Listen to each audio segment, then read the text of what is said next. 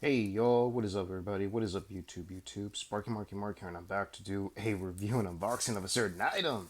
What do I have here? What do I have here? What? Okay. I know chit-chatting. With that, let's take a look inside. But let's see what came in the man cave. Let me see what did arrive. But there's gotta be something. It can't be a boot. Is it a boot? Nah, it's not a boot. It's something.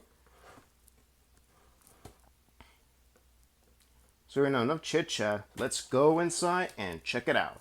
Like now. Alrighty, y'all. So, what is in this here box? I mean, what? No, not a box. No, it's not in the box. What is in the wrap that was in the box? What is it? In this shape? Does anybody know what the size of this thing is? Definitely not a pastry or I don't know what it is.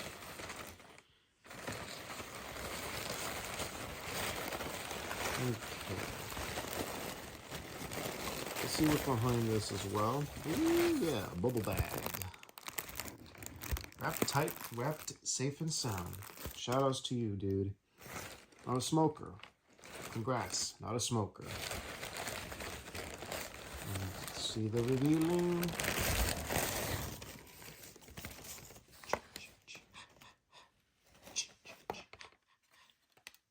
Oh my god. Oh my god. And yes, folks, I can't believe it. Camp GB's mask. You can follow them on Instagram or on Facebook. Pause that carefully, everybody. And woo, Killer's mask, Crystal Lake. Whoa, Milner. Seriously?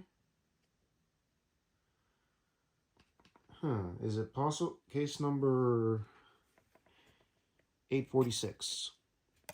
This looks like directly taken from the mold from the one from the movie. And it has, yes, elastic straps, so kudos. I'm giving you from a perspective. Move the camera a bit out here. Oh yeah, there we go. Here it is, folks. I can't believe it. I got a part 6. Holy shit. With cheese. Yo. What's up? I can't believe it. A part 6 Jason mask. If anybody's a fan of Friday 13 Part 6, if any of you guys heard or do not know, or any of you young BUCKS hadn't heard, Friday 13 Part 6 Jason Lives is a fan film, and it's a precursor to Kevin Williamson's Scream. If you know Manny the Movie Guy, he interviewed CJ Graham. Part 6 is indeed a fan favorite. Yes, everyone loved that Jason came back. Hardly much people didn't like what happened in Part 5. That was he alive or dead? Nah, it was just some dude pretending to be a serial killer, and yeah, and the real Jason was just an illusion or a nightmare in dreams. That's what it was. Oh well. But dudes, I can't believe it. And of course, you guys know if you heard stories about Part 6, check out the documentaries. Also, Dan Bradley, who was the stunt coordinator of the film, did play Jason only in the daytime scene when they did the paintball sequence.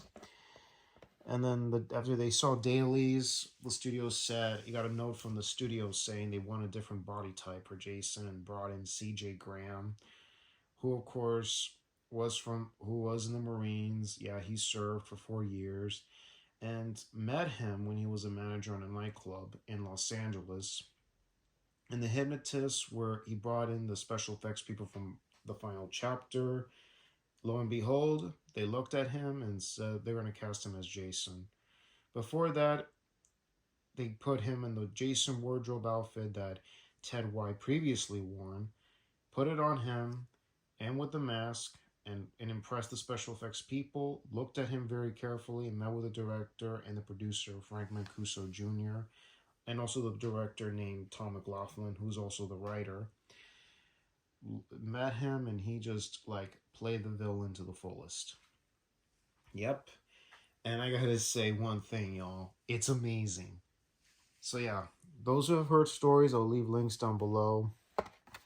And oh yeah, what is it called? GB's number 846, and very good leather straps.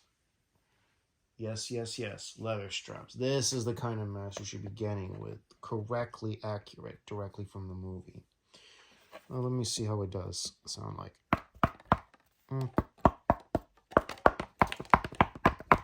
Mm-hmm. Be extreme careful when you get something like this. So yeah, folks, I mean, what more can you ask for in a mask? I mean, I am planning to get from fiberglass mask pretty soon. I mean, I've been hearing left and right. I mean, it's going to be opening pretty soon on the 15th. Right now, it's like reconstructing something on the website. But yeah, a little something for anyone that hadn't been shopping through fiberglass mask.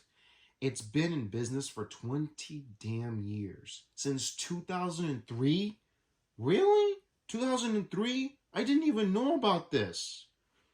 I looked it up anyway. So yeah, the one you saw before, the part 5, that's from Fiberglass Mask. I didn't bother noticing until I saw hearing videos about it from the review spot. Yes. And here's and I have an accurate Jason mask. So, yeah, 5 thumbs up for that, dudes and dudettes. Woo-wee, baby. And of course, you obviously saw the Never Hike Alone mask. That was from Indiegogo. Yes, that was funding for the prequel Never Hike in the Snow.